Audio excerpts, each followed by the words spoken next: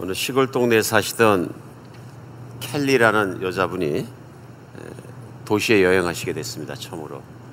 그래서 이제 호텔에 투숙을 하셨는데, 호텔에 안내하는 사람이 방까지 안내를 하기 위해서 짐을 들고 따라갑니다. 그래서 이제 문을 열으니까 이 여자분께서 방을 보았습니다. 보시고 이제 하신 말씀이, 나 여기는 안 들어갑니다. 그러니까 따라오세요 하니까 죽어도 안 들어갑니다. 왜 안 들어가십니까? 그러니까 여기 뭐 가구도 없고 변변치 않고 조그만 쪽방인데 내가 그 많은 돈 내고 내가 속을 줄 알지 여기는 안 잡니다. 죽어도 안 잡니다. 그러니까 안내하던 사람이 마음이 급해졌어요. 그래서 부인, 이건 부인 방이 아닙니다. 이게 엘리베이터일 뿐입니다. 엘리베이터를 타본 적이 없어요. 자존심이 얼마나 상하셨겠어요. 참 우리 생각해보면 인생을 살아가면서 자존심을 지킨다는 것이 그렇게 만만치 않은 일을 가끔 느끼게 됩니다. 지난주에는 우리 갈대 상자에 대해서 말씀을 나눴습니다. 모세라는 아기를 태웠던 작은 하찮은 상자, 아무도 보지도 않고 정말 버려진 그 갈대 상자에 있는 아이를, 또 갈대 상자를 하나님만은 보십니다. 하나님만은 주목하고 보시고 섭리하셔서 이스라엘을 구원하는 지도자로 사용하셨다. 사실 생각해보면 참 기가 막힌 얘기입니다. 근데 중요한 것은 오늘날에도 그러한 일이 일어나고 있다는 사실입니다. 오늘날에도 내가 시골 사람일지라도, 내가 배우지 못했을지라도, 내가 어떤 사람일지라도 하나님께서 바로 그런 사람을 쓰고 계시다 하는 것을 우리는 알 수 있고 볼 수 있고 체험할 수 있습니다. 오늘도 우리가 출애굽기 말씀 4장 말씀 가지고 하나님 말씀 나눌 때 이 말씀이 오늘 내게 이루어지는 놀라운 역사가 있었으면 좋겠습니다. 그래서 오늘 말씀 본문이 출애굽기 말씀 계속해서 4장 1절로 5절까지 말씀을 제가 다시 한번 읽어드리겠습니다.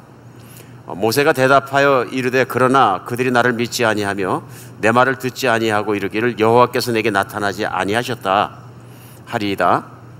여호와께서 그에게 이르시되 내 손에 있는 것이 무엇이냐? 그가 이르되 지팡이니이다. 여호와께서 이르시되 그것을 땅에 던지라 하시며 땅에 던지니 그것이 뱀이 된지라. 모세가 뱀 앞에서 피하매 여호와께서 모세에게 이르시되 내 손을 내밀어 그 꼬리를 잡으라.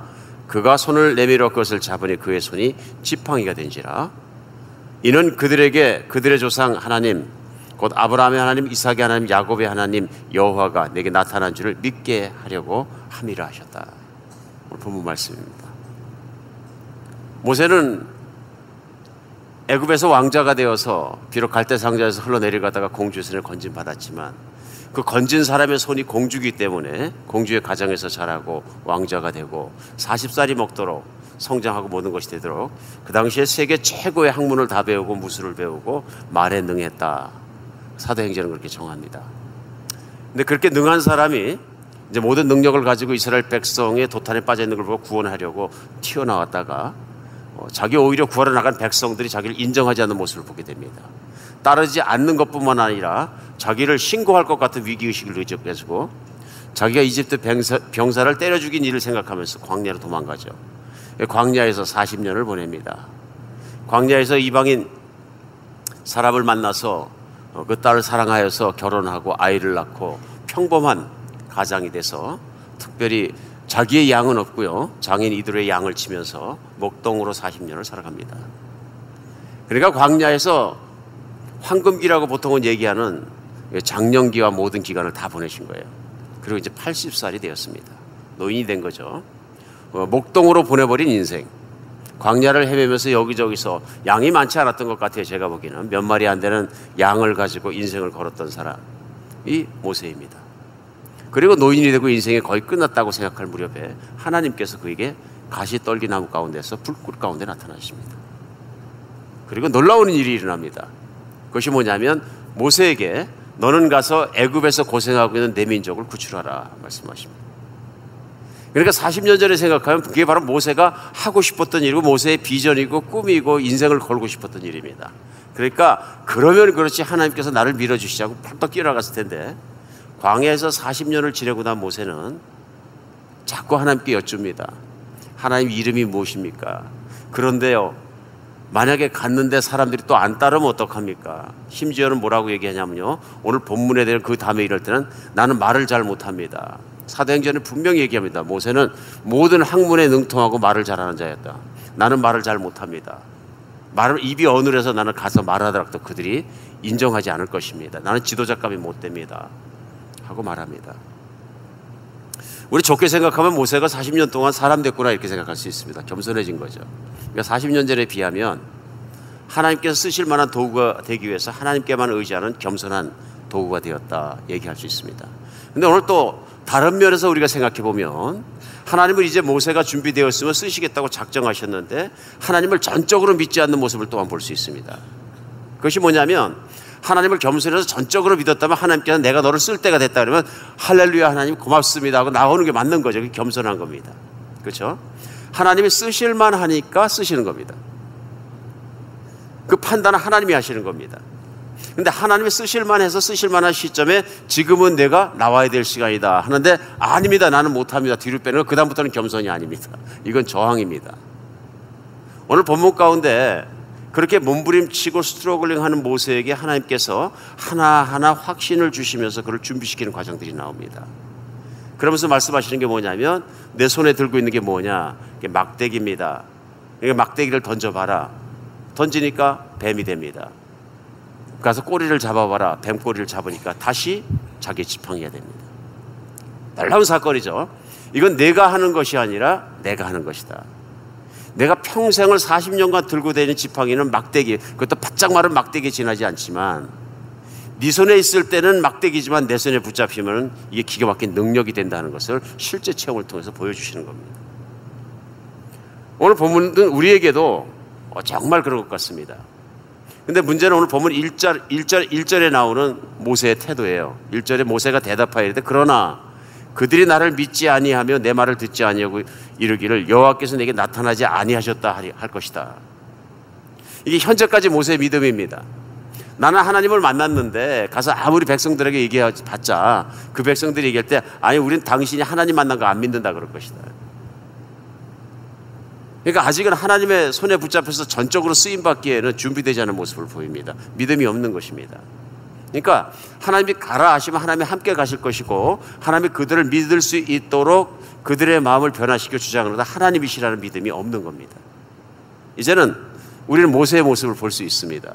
40년간 모세가 광야에서 혼자 살아가면서 어떤 사람이 됐는지 분명히 보입니다. 또 모세의 나이가 80살이 되었기 때문에 충분히 그렇게 얘기할 수 있습니다. 나는 할 수 없습니다. 겸손해서 그렇게 말씀하시는 것보다도 말하는 것보다도 실제로 모세는 자기가 할 수 없다고 생각을 한 것입니다. 사람들이 안 믿는 걸 알고 있었던 것입니다. 아마 모세의 광야의 40년은 모세를 겸손하게 했을 뿐만 아니라 모세 자신감을 잃게 했습니다. 모세 믿음을 잃어버리게 했습니다. 그래서 모세는 회복돼야 됐었습니다. 세상에 살아가면서 많은 사람들이 열등감 속에서 허우적거리며 살아간다 그럽니다. 실제 심리학자는 얘기할 때 어쩌면 세상에 있는 95% 정도의 사람들이 크고 작게 열등감을 느끼며 살아간다. 열등감을. 그래서 우리가 열등감을 느끼며 살아가는 많은 이유 중에 하나는 뭐냐면요, 비교의식을 갖기 때문에 그런 거죠.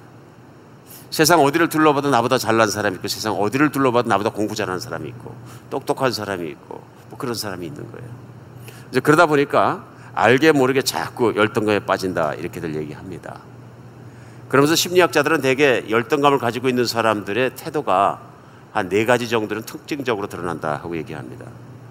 제일 먼저 드러나는 게 뭐냐면 무력함을 느낀다. 그래가지고 현실을 도피하는 현상이 자꾸 일어난다 그럽니다. 못한다, 안 한다, 부정적인 생각으로 가득해서 소극적이고 현실에 대해서 무력하게 나타납니다. 자꾸 숨는 경우죠. 두 번째는 저도 재밌게 생각하는데 아주 유머러스한 형태로 드러난다 그러네요. 다른 사람들에게 유머를 선물한다. 자기가 망가진 한이 있어도 우스꽝스러운 배역을 자처할지라도 다른 사람을 웃겨서 행복하게 만들려고 노력한다.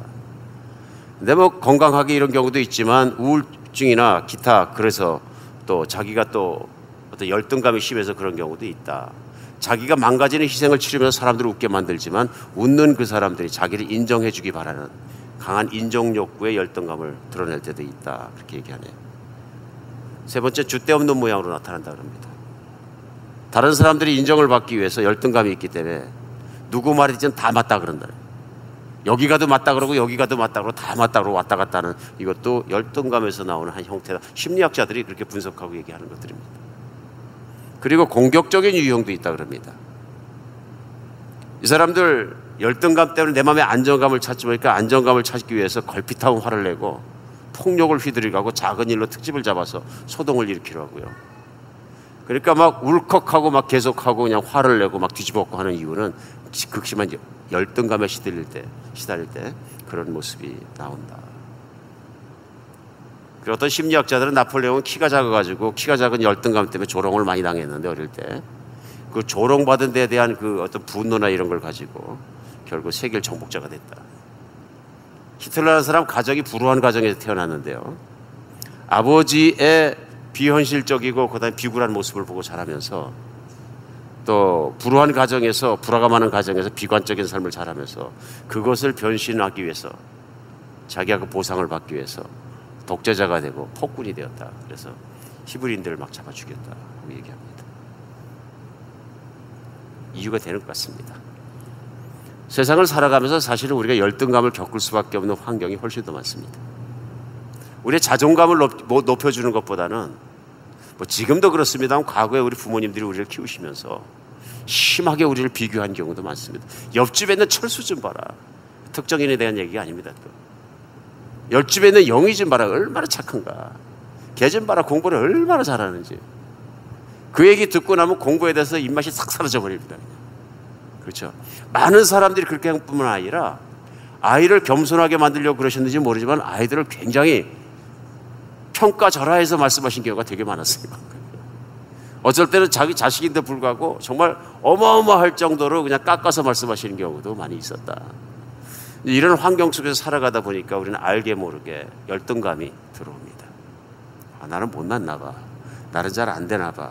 하는 열등감들이 어떻게 보면 인생 중에도 여러 가지 얼굴의 모습으로 나온 것 아닌가 생각할 때가 있습니다. 그래서 열등감은 얼굴을 많이 가지고 있다. 얼굴을 많이 가지고 있는데 그 열등감이 사라질 때가 있습니다. 열등감이 사라지기 위해서 가장 중요한 건 뭐냐면요, 열등감을 버리려고 한다고 버려지는 것이 아니라 자존감이 높아지면 열등감은 사라집니다. 열등감은 사라집니다. 그래서 그 유명한 얘기가 인도에서 선교 사역하던 한 선교사님께서 한 처녀를 봤는데 정말 못 사는 가정에서 살아요. 얼마나 말랐는지 그 모습이 뼈만 남았어요. 참 볼품없게 생겼어요. 근데 이 볼품없게 생긴 이 자매를 한 청년이 많이 사랑했어요. 이 청년이 유학까지 가서 미국에서 좋은 학교에서 유학을 하고 돌아와서 부잣집 아들이었었는데 인도에서도 큰 사업을 하고 부자가 됩니다. 근데 결혼 대상자를 찾을 때 정말로 어릴 때 사랑했던 그 처녀를 잊지 않아서 그 처녀를 사랑해서 그 처녀를 가서 프로포즈를 합니다. 그리고 그 처녀에게 프로포즈를 할 때 소 9마리를 끌고 갔어요. 그러니까 인도에서 과거에는 소 1마리만 끌고 가면 굉장한 경사가 일어나는 그런 내용이었다 그러는데, 그래서 그 소 9마리를 갖다가 바치고 뿐만 아니라 많은 재산을 가져가서 많은 그 혼례품을 가져가서 내놨어요. 그 처녀의 자존감이 높아지는 그런 시간입니다. 그래서 그 처녀가 나중에 몇 년 뒤에 선교사님 찾아가 보니까 귀부인이 됐는데 어릴 때 봤을 때 그 말랐던 그런 모습과 비교할 수 없을 정도로 아름다운 모습으로 변해 있더라. 자존감이 높아지면 얼굴도 이뻐진다. 알 수 있어요. 우리 예수 믿는 사람들은 분명한 것 한 가지 있습니다. 자존감이 좋아지면 열등감은 사라집니다. 그래서 과거에 나와 다른 삶을 살 수가 있는 것이죠. 우리 예수 믿는 사람들의 자존감이 높아지는 가장 큰 이유는 한 가지입니다. 전지전능하시고 모든 것을 가지시고 가장 거룩하신 하나님이 나를 목숨 바쳐 사랑하신 나를 믿는 겁니다. 그리고 나를 사랑스럽게 지금도 부르시고 계시다는 것을 분명히 믿으면 마음이 펴지고 얼굴이 펴지고 빛이 들어오고 달라집니다. 달라집니다. 우리가 잘 아는 사람 중에 사도 바울이라는 사람이 있습니다. 이 사람 사울이라는 청년으로 살아갈 때에 성경에 나와 있는 거 보면 폭력적이고 투쟁적인 사람이에요. 엄청나게 폭력적인 사람이에요. 특별히 예수님을 믿는 사람들이 나온다 했을 때 스데반의 사건 때도 이뤄보면은 제일 주동에서 맨 앞에 나와서 폭력적이고 막 그냥 돌 던져 죽이자 그럴 때 선동한 사람이에요. 선동가이고 폭력적이고 그런 걸 참 좋아하는 열등감 있는 사람인지 몰라요. 나중에 보면은 이 바울이란 사람이 핸디캡이에요. 극심한 신체 장애가 있는 사람이에요. 그러니까 다른 사람들이 눈에 볼 때도 신체 장애자 이렇게 보고 느끼고 알을 만큼 장애자예요. 그러니까 과거에 자기가 장애를 가지고 있었기 때문에 사람들의 놀림 받으면 그게 폭력적으로 나왔는지도 모릅니다. 그렇죠? 그런 성격이 됐는지도 모릅니다. 그런데 그가 그리스도인들을 핍박하기 위해서 가장 씩씩거리고 찾아가는 그 길에서 예수님을 만났어요. 근데 그 길에서 예수님이 그를 부르신데 뭐라고 부르시냐면 사울아 사울아 하고 부르세요. 여러분, 누군가를 우리가 한 번 부르면 그냥 그 사람을 부르는 겁니다. 필요해서. 그런데 두 번 부르면 사랑해서 부르시는 겁니다. 광야에서 하나님이 모세를 가시 떨고 나무 가운데 부르실 때 뭐라고 부르시냐면요, 모세야 모세야 하고 부르십니다. 따뜻함이 느껴지십니까? 모세야 모세야. 똑같은 하나님께서 사울을 부르실 때 사울아 사울아 하고 부르십니다. 하나님의 원수입니다. 예수님의. 하나님이 이름을 부르신다. 이름을 부르신다. 하나님은 내 이름을 아십니다. 하나님 믿는 사람 한 사람 한 사람의 이름을 아십니다. 그리고 부르십니다. 오늘 모세야 모세야 하고 부르셨던 그 하나님이 오늘 나를 부르신다는 걸 믿는 사람마다 달라집니다. 달라집니다. 하나님이 나를 부르신단 말이지. 그러니까 내가 많은 사람 중에 하나일 뿐이야 이렇게 생각할 때 자존감이 높아질 게 아무것도 없습니다. 천지를 지으신 그 놀라우신 하나님이 내게 찾아오셔서 내 이름을 부르시면서 내가 너를 죽기까지 사랑한다고 말씀하신 거 다른 얘기예요. 믿음은 그 하나님이 나를 위해서 내 이름을 부르며 나를 사랑하신다는 것을 십자가를 바라보면서 받아들이는 것입니다. 그럼 매일같이 내 가슴 속에 나를 은미한 음성 가운데 부르시는 하나님의 음성을 들을 수 있다는 거죠. 하나님 내가 사랑합니다 할 때마다 나도 너를 사랑한다. 그리고 내 이름을 부르신 그 하나님을 만날 수 있다는 것이죠. 그런 삶을 통해서 우리가 자존감이 변화가 오면 우리가 세상에서 가지고 있던 열등감은 밀려나가는 것이죠. 열등감을 가지고 그대로 우리가 세상을 살아가면서 행복하다고 얘기할 수는 없는 일입니다. 하나님께서 왜냐하면 나를 누구라고 지으시냐에 따라서 내 가치는 일어나는 거기 때문에 그렇습니다. 대개 우리가 가지고 있는 가치관이 사고관들이 사람까지도 상품과 같이 생각할 때가 좀 특별히 많습니다. 자본주의 아래서는. 그 사람의 가치를 그런 인정을 받는 것이나 돈의 가치나 재산의 가치나 그 사람의 무슨 유명한 가치를 통해서 평가할 때가 되게 많다. 하나님은 나를 상품으로 만들지 않으셨습니다. 하나님은 나를 작품으로 만드셨습니다. 하나님이 뭐 하는데 어디다 팔 거라고 나를 상품으로 만드셔서 하나는 100원짜리 하나는 10원짜리를 만드셨겠습니까? 아닙니다. 하나님은 한 사람 한 사람 모든 사람을 만드실 때 최고의 작품으로 만드셨습니다. 그래 에베소서 2장 10절은 이렇게 말씀하시는 거예요. 우리는 그가 만드신 바라 그리스도 예수 안에서 선한 일을 위하여 지으심을 받은 자니 이 일은 하나님이 전에 예비해서 우리로 그 가운데 행하게 하려 하심이라. 우리는 그가 만드신 바라. 영어로 번역할 때는 His masterpiece, 걸작품이라 이렇게 해석해 봤습니다. 그냥 만드신 게 아니라 우리는 하나님이 만드신 걸작품이라. 걸작품이라. 참 기가 막힌 말씀입니다. 실제로 그 말씀이 쓰여진 헬라에는 그 단어가 포이에마라는 말씀인데 포이에마는 거기서 영어 포임이라는 시라는 단어가 나온 단어예요. 하나님은 나를 예술적으로도 최고의 가치를 두고 만드셨다 이런 얘기입니다. 사랑하는 여러분, 하나님께서 나를 그렇게 사랑하고 그렇게 만드신 것을 믿으십니까? 예. 흔히 많이 듣던 얘기신데요. 오늘은 실감나는 날이 되었으면 좋겠습니다. 나는 하나님이 만드신 하나밖에 없는 걸작품입니다. 지구 위에 아담 위에 아무 데도 없었고 앞으로도 나 같은 사람은 아무도 없습니다. 같은 몸에서 같은 부모 아래 따른 쌍둥이일지라도 그들은 같지 않습니다. 그들은 반드시 다른 것이 있고요. 하나님만이 정말로 만드신 내 작품이란 인장이 찍혀있는 게 뭐냐면 그 사람이 가지고 있는 독특한 모습입니다. 독특한 모습입니다. 우리 한 사람 한 사람은 상품이 아니고 하나님의 걸작품인 것을 믿는 여러분과 제가 되었으면 좋겠습니다. 열등감이 사라져야 하나님 일도 할 수 있고 열등감이 사라져야 정말 하나님께 영광 돌려드릴 수 있습니다. 그렇게 열등감 때문에 분노를 품고 살아갔던 사울이란 청년이 예수 그리스도의 사랑을 받고 나서 그가 전적으로 변해서 사도 바울이 돼서 우리 나중에 얘기합니다. 내게 능력 주시는 자 안에서 내가 모든 일을 할 수 있느니라. 그렇죠? 내가 능력 주신 자 안에서 내가 모든 일을 할 수 있느니라 표현합니다. 우리도 정말로 모세를 보면서 또한 그걸 배웠으면 좋겠습니다. 모세는 나는 할 수 없습니다. 그들이 믿지 않으면 어떡할까요? 제가 장애물이 너무나 많습니다. 자기 자신을 보는 모습을 봅니다. 얼마나 열등감에 시달렸으면 그의 습관은 뭐냐면 무슨 일이나 무슨 말을 들을 때 자기 자신을 보는 거예요. 내 모습을 보자. 그러니까 좋게 얘기하면 자기를 성찰할 줄 알고 자기를 보는 겸손한 사람도 얘기할 수 있지만 하나님께서 쓰시려고 딱 들어 쓰시려고 하셨을 때 장애물이 되어버린다. 여러분 너무 겸손한 것도 교만입니다. 맞습니까?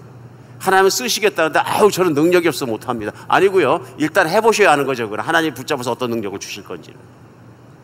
여러분과 저도 지독하게 겸손한 것처럼 겸손이 교만이 되어버린 자신감 없는 삶을 살지 않았으면 좋겠습니다. 하나님이 하라 그러시면 맞는 겁니다. 예, 순종해보면 그 능력은 하나님께서 주셔서 감당할 만한 능력도 주시는 것 아니겠습니까? 우리 그래서 정말로 열등감에서 자유로우시는 여러분과 제가 되었으면 좋겠습니다. 하나님은 나를 그렇게 보지 않으십니다. 그렇게 생각하지 않으십니다. 정말 그렇습니다. 오늘 두 번째 우리가 열등감에 자유로워지는 두 번째 우리가 오늘 본문 가운데 배울 수 있는 건 뭐냐면 하나님께 붙잡히면 살아야 될 이유도 또렷해집니다. 다른 모든 건 몰라도 살면서 삶의 이유를 잃어버릴 때, 삶의 목적을 잃어버릴 때 우리 맥이 없어집니다. 여러분 제일 맥 빠지는 일이 뭡니까? 쉽죠? 내가 삶의 쳇바퀴를 돌면서 이러다 죽는 거지 미닝을 놓쳐버린 거예요. 내가 왜 이러고 살고 있을까? 아침 먹고 점심 먹고 저녁 먹고 그죠? 직장 갔다 집에 오고 직장 갔다 집에 오고 일주일 갔네 교회 오고 왔다 갔다 뺑뺑이 돈다 그러면은 우리 마음속에 갑자기 든 생각이 나 왜 이렇게 인생이 무의미하게 살고 있을까 이런 갑자기 그런 생각 들었어요. 근데 예수님을 믿는 사람들은 그래도 의미가 찾아가고 있을 수 있습니다. 예수를 안 믿을 때 삶은 뭐냐면요 계속 그런 회전하는 인생이에요. 모세의 광야의 삶이 그런 삶입니다. 변하지 않는 광야, 똑같은 광야, 거기서 풀 한 폭이 더 있는 데를 찾아 헤매면서 양을 먹여야 되는 방황하는 인생이에요. 오늘도 해는 뜨고 덥고 오늘도 보니까 변한 게 없고 아무 변한 거 없는 40년을 살았어요. 40년을. 여러분 세상에서 40년간 직장생활을 어떻게 합니까? 은퇴하죠. 연금 받고 은퇴하죠. 연금 받고 뭐 합니까? 놀지요. 매일 놀면 뭐 합니까? 모르지요.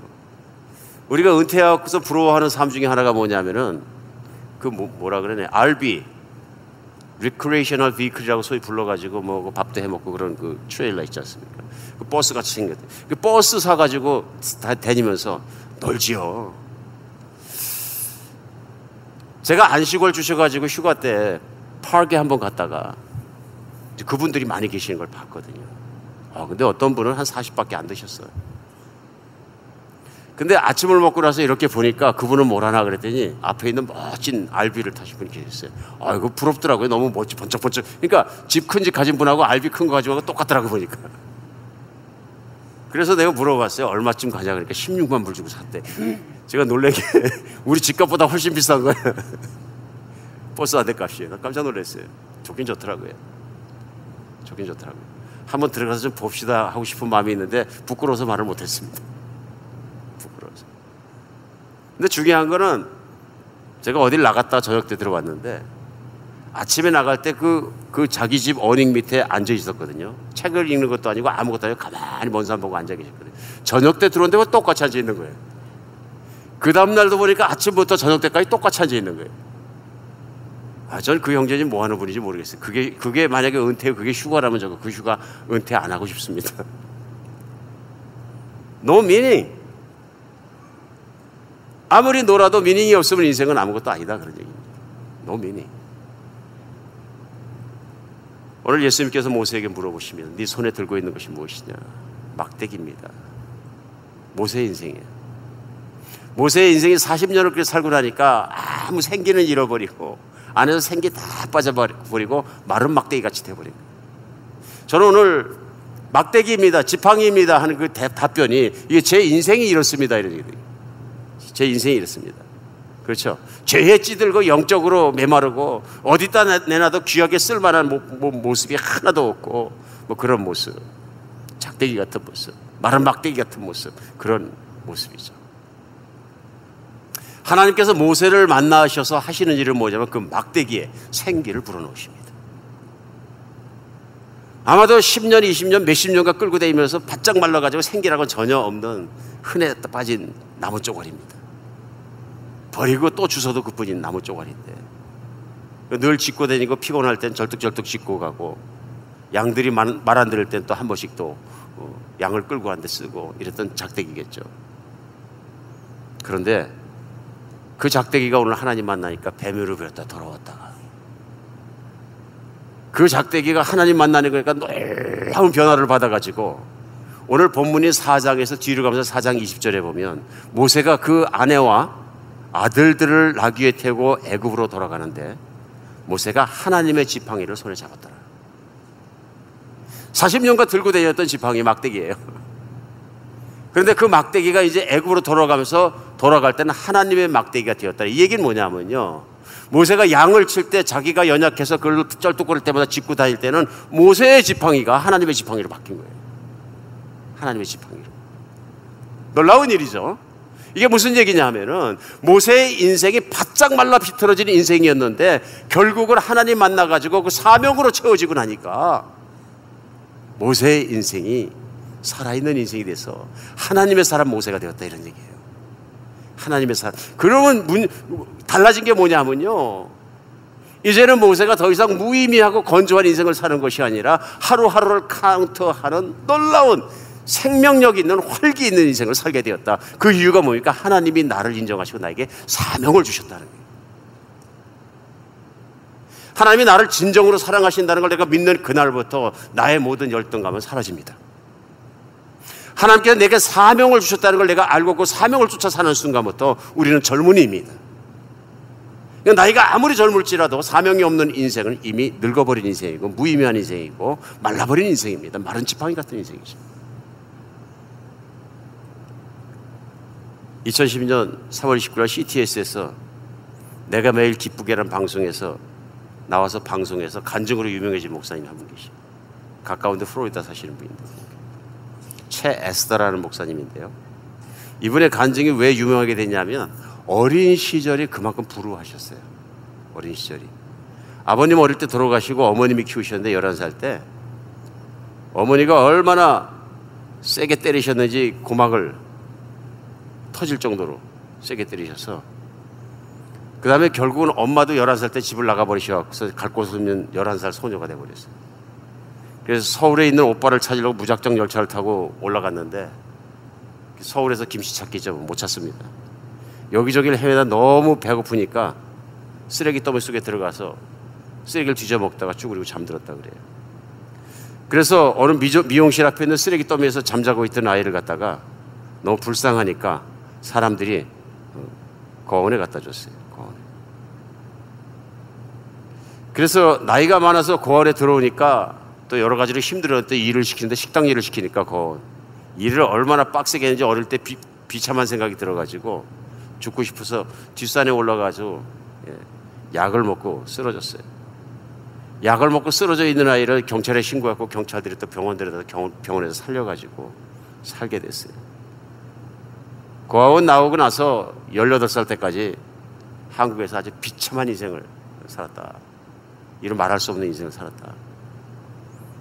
근데 결국은 어떤 미국 분의 눈에 띄어가지고 미국의 가정부 비자를 가지고 해서 가정부로 취직시켜서 18살짜리니까 살 길을 마련해 주겠다. 그분의 소개로도 가정부 비자를 받아가지고 미국 들어와서 사시게 됐어요. 근데 어떻게 또 그렇게 힘들게 되는지 또 그렇게 돌봐주던 분이 또 다른 나라로 가버리시는 바람에 이제 혼자 달랑 남았는데, 이제 가정부 하는 것도 힘들고 그래서 쫓겨난 입장에서 막 먹고 살 데가 없어서 어쩔 때는 바닷가 해수욕장에 가서 혼자 잤다. 밀물이 들어가서 떠내려가는데 모르고 죽을 뻔도 하고 그랬는데 그런 인생을 살았다, 그런 얘기입니다. 그렇게 홈레스로 헤매는 자신을 갖다가 누군가 눈여겨보고 데려가서 미군 부대 식당에서 일하는 자리를 줬는데, 그 식당에서 일하고 밥 먹고 살면서 한 장교를, 미군 장교를 보게 되는데 마음으로 짝사랑하게 돼서 얼마나 좋아했는지 모르는데, 그 식당에서 일을 하면서 누군가의 인도에 따라서 교회를 가게 되고 하나님을 만나게 됐다. 인생에 찾을 거라고는 아무것도 없는 자기 인생에 하나님 사랑하시는 걸 알고 나서 자신감이 생겨서 하나님 제발 그 미군 장교하고 결혼하게 해주세요. 기도했는데 기도대로 그 장교하고 결혼하게 됐다.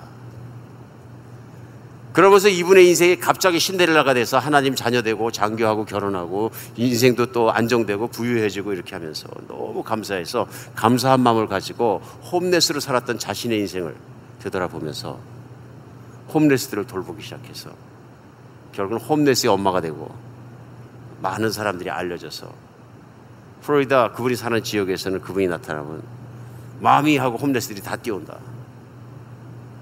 그 놀라운 간증들을 이렇게 하면서 많은 사람들이 은혜를 받으셨어요. 세상에 버려질 수밖에 없는 사람인데 이렇게 됐다. 그분이 이제 목사님이 되셔가지고 열심히 사역하시고, 그 딸을 때려서 귀를 먹겠다는 어머님 촉청해서 잘 모셔서 그 어머님도 교회 권사님이 되셨다 그러는. 하나님 만나면 인생이 달라진다. 사명을 받고 나면 인생도 달라진다. 지금 연세가 이제 60 채 안 되신 것 같은데 그 최 목사님이나 여자분도 펄펄하게 살아가지고 인생을 살아가신 모습을 볼 수 있어요. 하나님을 체험하면, 하나님 만나면 분명히 인생이 달라집니다. 사랑하는 여러분, 우리 정말로 그렇게 인생의 마지막 부분을 채워가는 여러분과 제가 좋겠습니다. 모세는 그래서 하나님을 나라를 세우는 이스라엘 리더로 쓰임을 받습니다. 우리 예수님께서 우리를 부르십니다. 하나님의 최고의 관심은 이 땅 가운데 선하신 하나님의 통치하시는 나라를 세우시는 것입니다. 여러분과 제가 섬기고 있는 교회는 오늘날 바로 그 하나님의 나라를 이 땅에 실현시켜 나가는 곳입니다. 내가 모세같이 쓰임받기 위해서 하나님의 부르심에 예하고 나와서 하나님의 지팡이가 될 수 있습니다. 오늘도 교회는 여러분의 헌신과 여러분의 노력이 필요합니다. 오늘 광고 시간에 알려드린 것처럼 각 사역부서에 들어가는 책박스를 하나씩 드렸는데, 교회는 우리 교인들이 필요하고 헌신이 필요합니다. 기도하시면서 하나님의 부르심을 느끼는 대로 책박스에 체크하셔서 내시면 하나님의 크신 일은 시작될 것입니다. 하나님의 역사는 내가 헌신하는 그 순간부터 시작됩니다. 저는 못해요, 안 해요, 뒤로 빠지면 빠질수록 아무 일도 일어나지 않습니다. 그러나 하나님께 헌신하고 내 몸을 드릴 때 분명한 변화와 능력의 체험이 일어날 줄 믿으시기 바랍니다. 예수님의 시대에 침례 요한이라는 사람은 어마어마한 존재였습니다. 영적으로 최고로 존경받고 최고로 큰 자였습니다. 저렇게 경건하게 살 수는 없다고 사람들이 다 존경했습니다. 근데 예수님께서 말씀하십니다. 하나님의 나라 천국에서는 침례 요한보다 작은 자가 없느니라. 제자들이 깜짝 놀랐어요. 요즘도 그 말씀 읽으면서 우리 기독교인들도 이해가 잘 안 가는 분들이 많아요. 무슨 말인지.